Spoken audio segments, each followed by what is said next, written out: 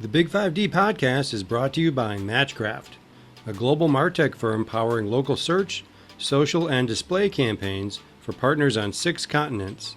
Matchcraft's newest offering is Powered By, an API solution giving third-party platforms access to the technology behind its flagship Advantage platform.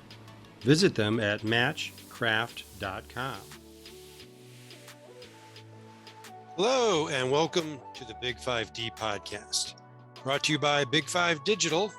So I'm Charles Laughlin. I'm your host. We've been on a bit of a hiatus from late last year up until now, and we're happy to be back. We hope you missed us, and we have a great guest for you today.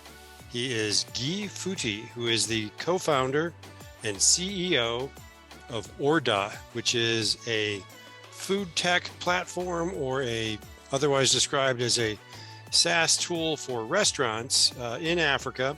The company is based in Lagos, and it recently raised a $1.1 million pre-seed round. And after we saw the coverage of Guy, we wrote about it in our Substack newsletter. And I reached out to Guy and said, how would you like to come on the podcast and tell us about your business? Which is pretty much how I approach everyone who I invite on the podcast.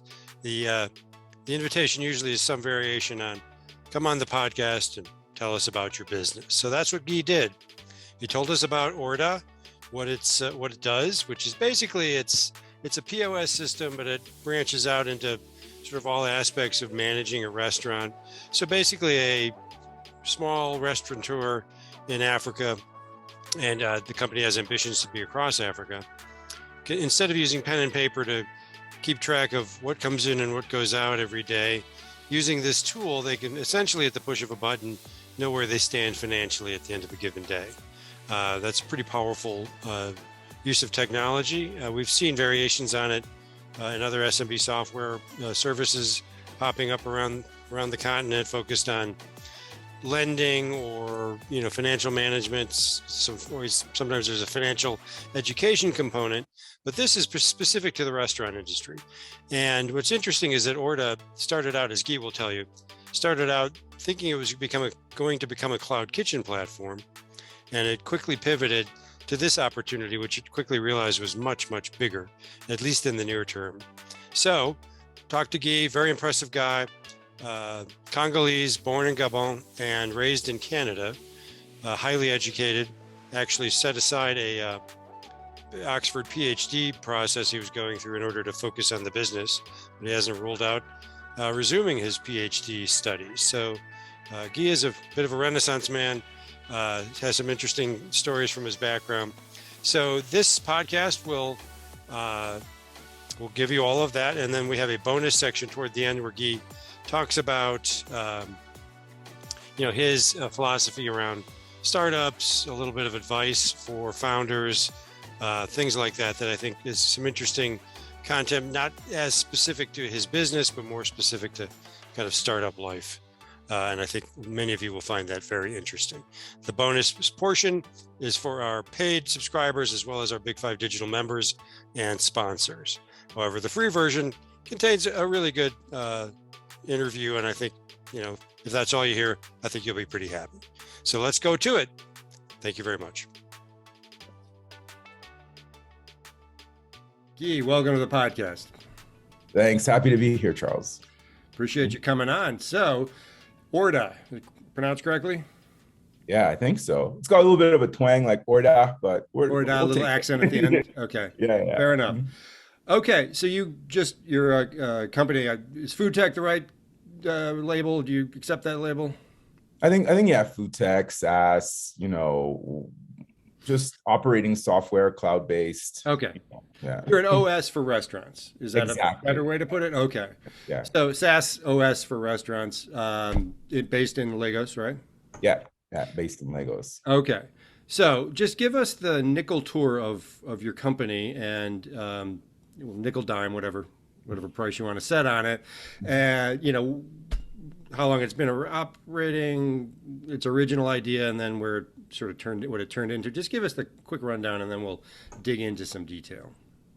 All right, so Orda is an operating software for Africa's small food business owners.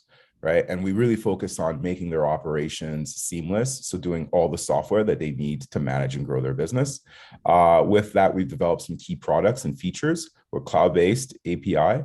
And I'll tell you a little bit about the mission, but our vision really and what we see is being able to digitize that entire space, grow it, give them all the tools that it takes to be successful. So the vision is when a food business owner, whether it's a caterer or someone who owns like a buka or a duka in East Africa, when they think about starting or growing their business, they just think Orda. Like that's really the vision. And then everything that they need from a software standpoint, we want to build for them.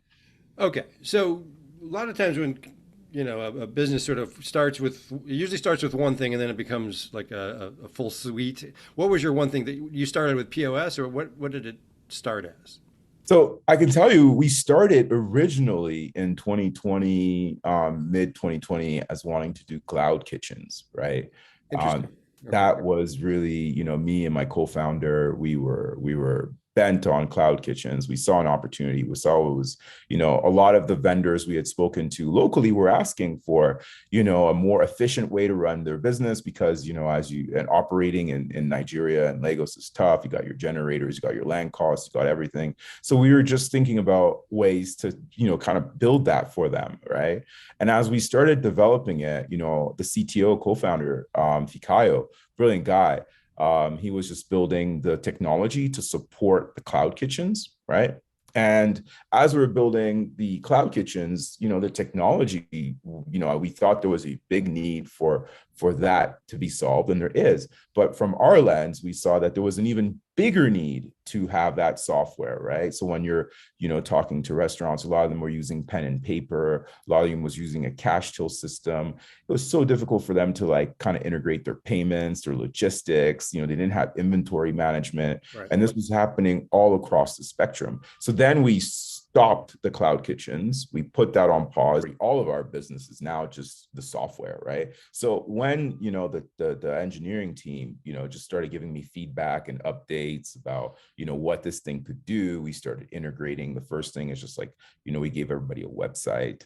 And then, we gave it to a couple of people and they loved it. Then we had to integrate Paystack and Flutter Wave and modify it, and then they made it seamless. And then we started like connecting Quick and like Gokada and like the independent, like we started integrating that so you could take your payments and dispatch a rider. So you didn't need to invest in payments, they need to invest in logistics.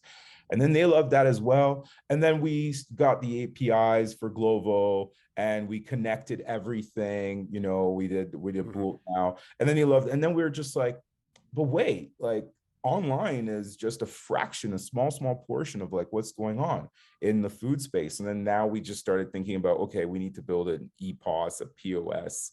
So then we kind of put everything together, and then we deployed it, and then they loved that, and then we were starting to do more and more, and then we started thinking about inventory management, and then we started doing about like employee check, and then we realized that internet can't really be relied upon, and then we switched to having like an APK that can work offline. So like that entire process, right? It was just like learning about how our customers, our food business owners, want to have a software that's built, and we're very, very like obviously there's more. I'm going to stop at that point, but just like that iteration of like product feedback, customer loop, it just kept going on and on and on and on, and we keep seeing the company grow at a faster and faster clip because we're listening to what these food business owners, our clients, really want from software.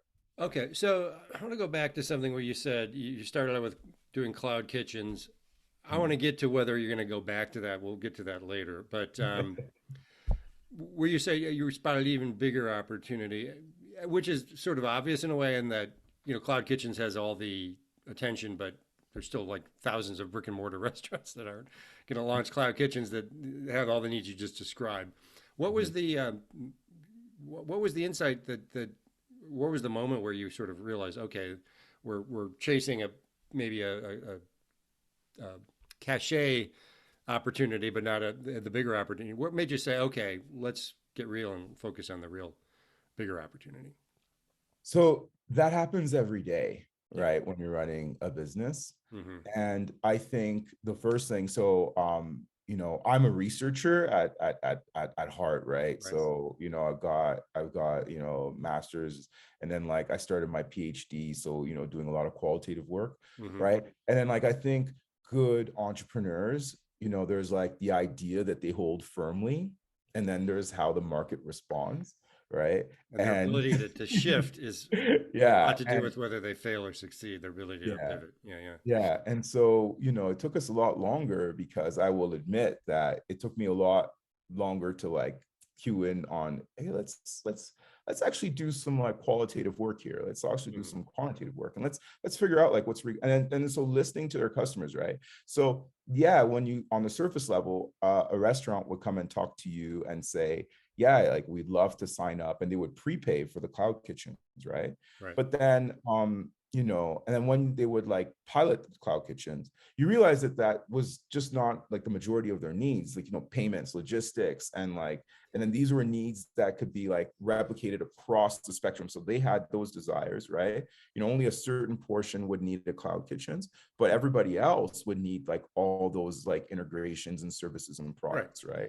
Because So you're a yeah, restaurant, you're probably working with delivery apps, and that delivery app integration is, I know that's a major pain point everywhere because you have, yeah, there, yeah, I don't know about Legos, but I know there are restaurants, pick a big yeah, city, and they'll have like six different iPad or pads that they're like yeah. sort of independently And the processing beautiful them. thing, Mhm. yeah, and the beautiful thing is Orda right now, as far as we can tell. So we have the global APIs, we have the Bolt APIs. Mhm. We're getting started on all the other APIs. We have Jumia connections, right? And so we are, as of right now, I don't know what's going to happen in 3 months, 6 months, a year, right? Right. But as of right now, we've got that full suite integrated, right? And then we've also got WhatsApp. So WhatsApp integration. WhatsApp is a much larger player than just those food players, just those Right. other food. And then even more than that, we've also got a physical, like digital, like punch point, right? So Mhm. when you look at the industry, like less than 10% of, I was former managing director of Jumia. And so I led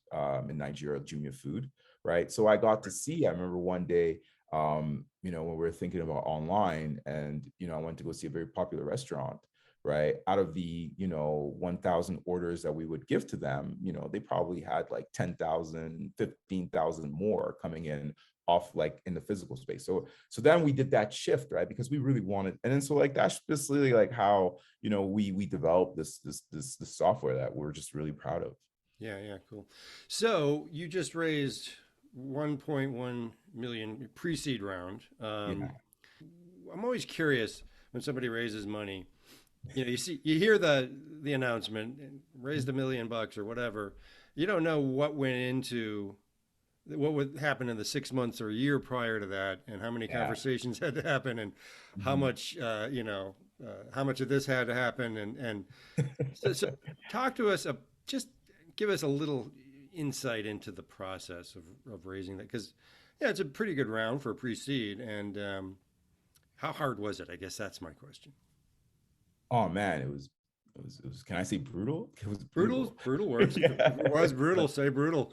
Yeah, I mean, so like I say, I went in on because you see all these announcements, right? Right. And you see a lot of your peers or people that are announcing, and Maybe they're people you raising. went to school with, right? And Yeah. we went to school. Yeah, and so you think that, okay, well, you when you have an idea, you go, you call a couple of people, and you raise some Mhm. funding, right? It is not like that. So Yeah. we me and my co-founders, we self-financed to kick it off, right? Right. Fortunate enough to have worked for a company that went through an IPO. Right. So we self-financed a little bit, not much, like maybe like 150K. And then, it was just a lot of development, because we were a cloud kitchens company. So a lot of like the money went just right. And so then, when we were running out of cash, right? We were really running out of cash. And then we decided, because you're thinking, oh, bootstrapping, self-starting is the best way. We were running You out of have cash. revenue. Yeah, yeah. Yeah, and we were running out of cash, to be honest. And so we went out there and we were just getting, just beaten up, right? And it's also a challenge to speak to investors when you have like a pre-product, pre-revenue sort of business, right? Oh, A yeah. lot of the conversation is theoretical. And so you are sitting there sort of like defending what you believe, and then they are defending what they believe, right?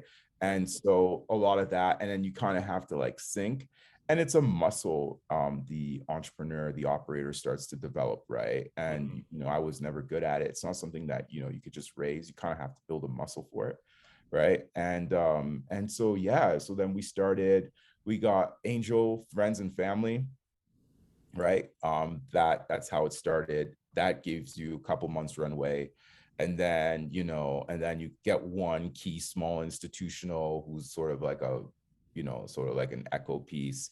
And then now you bring in like a reputable known one. And once you've got that person, it's sort of a signaling effect.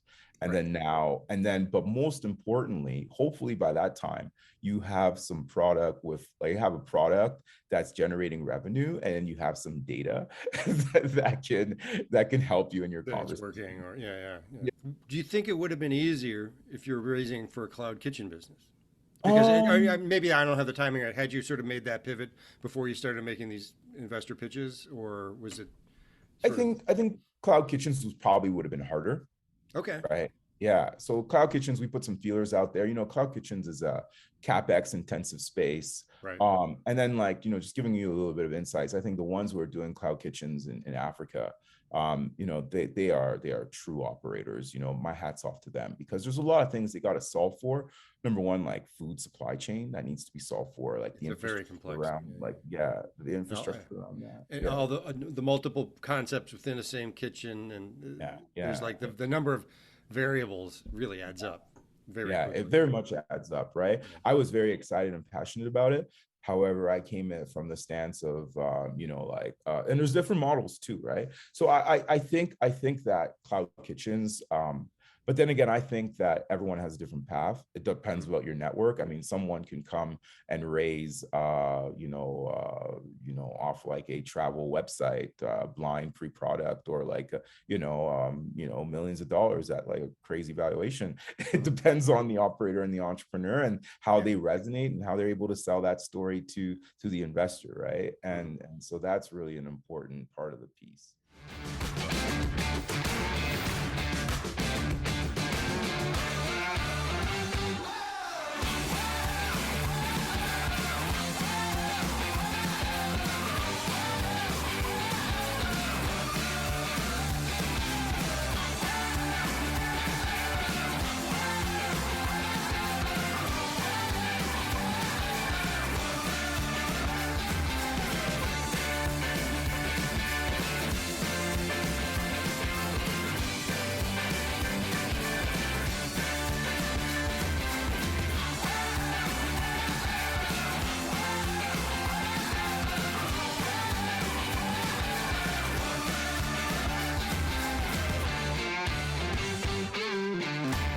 So do you think your brutal, use your word, experience is unique to an African startup, or is that just what a startup goes through no matter where you are in the world?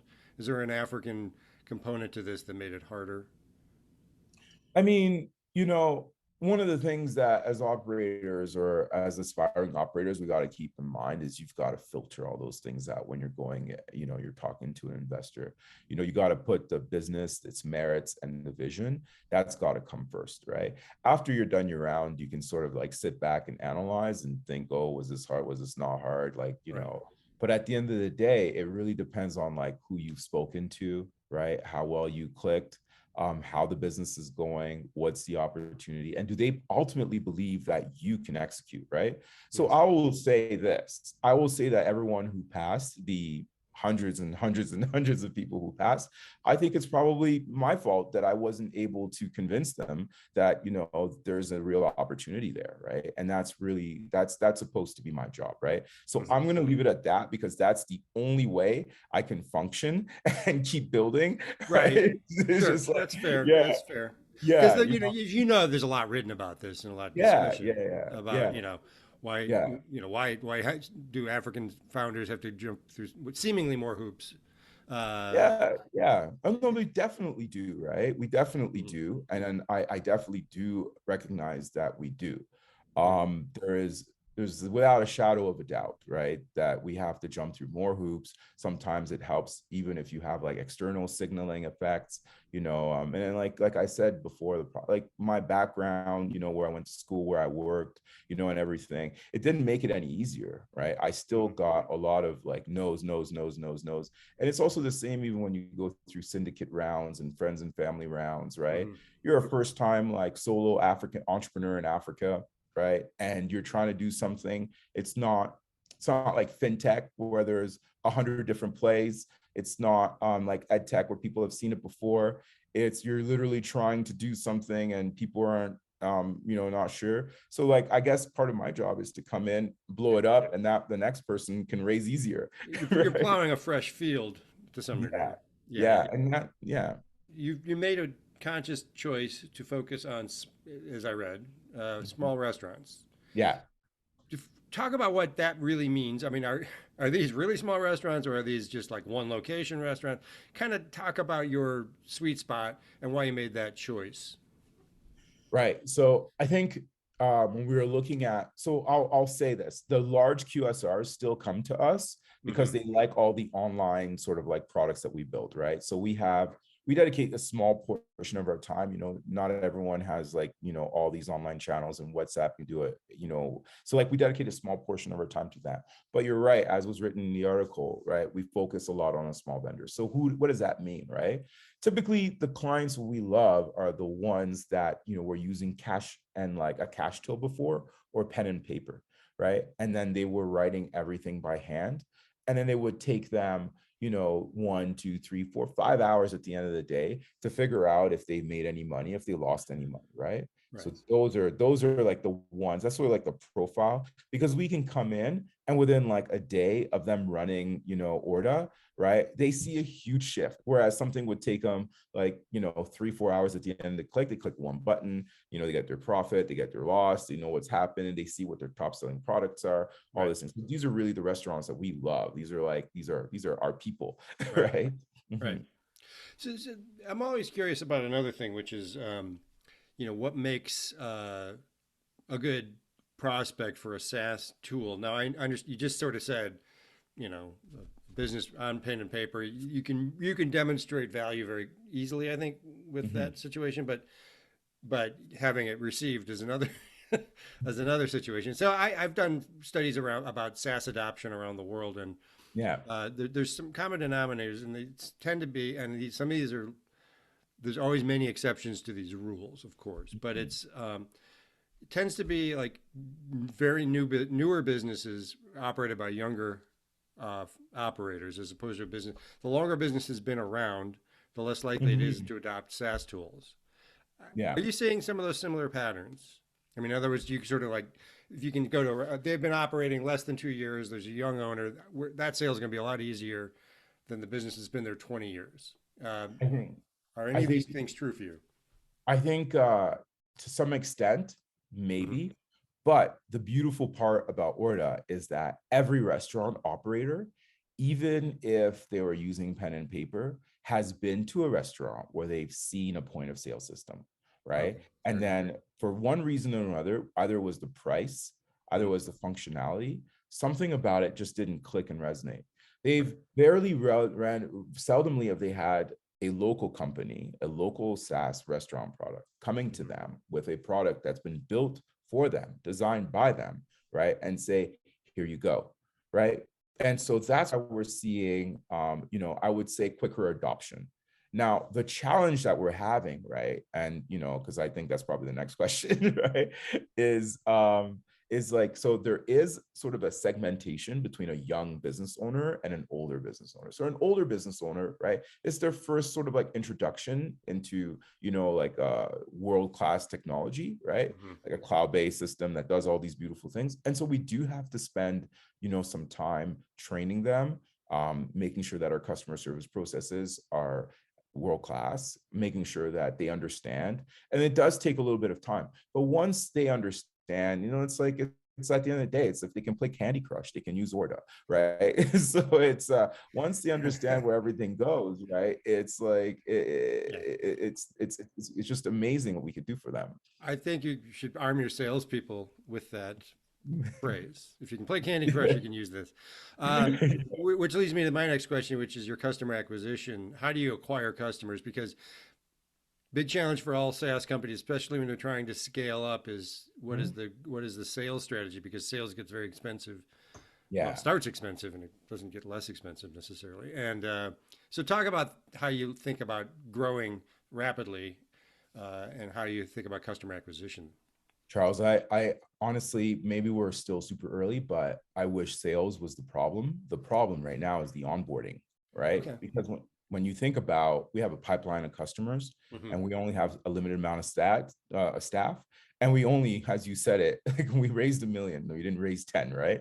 So it's like, It only goes so far, right? yeah, 1 million can go by real quick, right? I at my previous employer, spend $1 million like that, right? So we have to be very careful. So when we're talking about, I'll answer your sales part and then I'll talk about what I mentioned. So like the sales, what's really beautiful is that, there's a lot of people that are kind of solving for supply chain that have restaurants acquired and they want to get deeper insights into what's going on. There's a lot of other, banks and banks and payment companies that have restaurants and they want to get a deeper understanding of what's going on. And with Orda, we partner, right? So we're just like, hey, you have a Charles's restaurant on your platform, and then you sell them supply chain. With our inventory management, we can let you know what Charles is running out of before he runs out of it, right? And then you can just have a better sales cycle around your product. So they're very eager and keen to run with us, so to partner with us. So that's really our onboarding strategy right now. And we also have a physical and customer service, and it's very simple, like 2-3 visits, and then until they close, right? So we've got about maybe 2-3. So right now, that's not our biggest challenge. To address our biggest, sorry. You say it's not your biggest challenge now. It's a 2 to 3 call close is sort of what I believe that's what you just said. When you're small and starting out, that cannot seem like a challenge. But as you're trying to get 10,000, 100,000 customers, does that still work? Well, it all depends on the top funnel, right? Yeah. The top funnel is there, right? And to tell you the truth, so even if you have that top funnel, whether it's at 10, 1,000, 5,000, right? You have to be able to onboard them as quickly as possible, right? So it's not, the client's not going to become a client until he's used your software and he's made a subscription payment or a transaction payment, right? Okay. So, just like my approach a little bit is maybe a little bit on the other end. It's solving for that onboarding time, because again, when I told you, when we look at the young consumer, maybe we go there, we do a video if we're lucky, right? A video, we send them a couple of product videos, a demo video, and then they get it. Or we we show up once and we train their staff, and then we have a champion that keeps doing it. But it's for the ones that are, a little bit, not so, this is their first sort of opportunity into digitization, right? Sometimes I'll be frank with you, we can go there the whole week, right? I can keep a person there the whole week, and then, they have a multiple staff, and then the staff depends on the education level of the staff, right? So having one person there kind of takes away from the sales cycle. Right. So as we're growing, as we're expanding, what we're trying to get better at is how do we make it easier? Because our whole ethos is making it easier for the restaurants to just digitize, right? And so that is really the challenge. So you say, going back to something we talked about earlier, where you talk about pen and paper being, that's what you're replacing. Mm-hmm. Is that actually better scenario than replacing an existing system, to the degree that existing systems are even installed in your target market? Yeah, we think so, because there in SaaS, as I'm sure you've alluded to, there's switching costs, right? So that's what I'm getting at. It's the switching cost is zero versus whatever it is. Yeah. And then so that's why we're growing and we're trying to scale really quickly, right? We want to be, we want to have the whole, sort of continent, right? We want to have the whole first to market on the whole continent, right? And then, make it a little bit harder for who decides to come in. That means that they're going to have to create a much more superior product, right? And then while we keep trying to build a much more superior product, right? And That's so the business, right? Yeah. yeah, that's the business, right? So so like as you say, like their switching cost is zero. It's our time, it's our effort, and it's just they again, like what's really important to note is most restaurant owners, I don't have the stats, but I would say like 95% of them would know what a point of sale system for restaurants are. They've seen it. Right. As you said, if they don't have it in their own place, that's someplace they've been. Yeah. I mean, that's Yeah. fair point. Especially if it's like a chain or QSR or, Yeah. that's going to have been there probably for a while. It's the single location, relatively small places that no matter where you are in the world, there's still some that either use a legacy, like, some sort of legacy system or Yeah. literally no system at all. Okay. And you're surprised how many chains and QSRs we are about to onboard that do not have, that are still using pen and paper. Interesting. Like changed like franchises from Yeah, international franchises that have been around, like no local chains. Okay. I just want to be clear about that. I would imagine it's hard to find a McDonald's. Yeah. Anywhere in Like the world. yeah, exactly. That's not fully automated. But okay. So talk. I mean, I know you want to get big and become the term "the toast of Africa" has been used. I don't know if you put that into the ear of the reporters who wrote on it, or whether they came up with that themselves. But that's, I mean, I got that right away because I cover SaaS in the U.S. as well, and so I know toast pretty well. And I sort of get what that means when you say you want to be the toast of Africa, as opposed to, the toast of. I meant that. I meant that. But how do you get there? And I know that's a ridiculously broad question, but that encompasses what kind of money you have to raise, what kind of partnerships you have to form, what kind of pivots you have to make in terms of your go-to-market, your customer acquisition model. That's a lot for one question, but maybe a couple of highlights on what do you think are your keys to scaling to become that toast of Africa? Well, I actually think it's going to happen naturally, right? Okay. And I already think that it has. So, for instance, when you look at, not just Toast, but if you look at, the broader sort of like, restaurant operating software, most of them, like if you look at Clover, if you look at a bunch of them, and like even Stripe has something, right? Right. You see that the restaurants rely more and more on their like point of sale software to drive more of their business, right?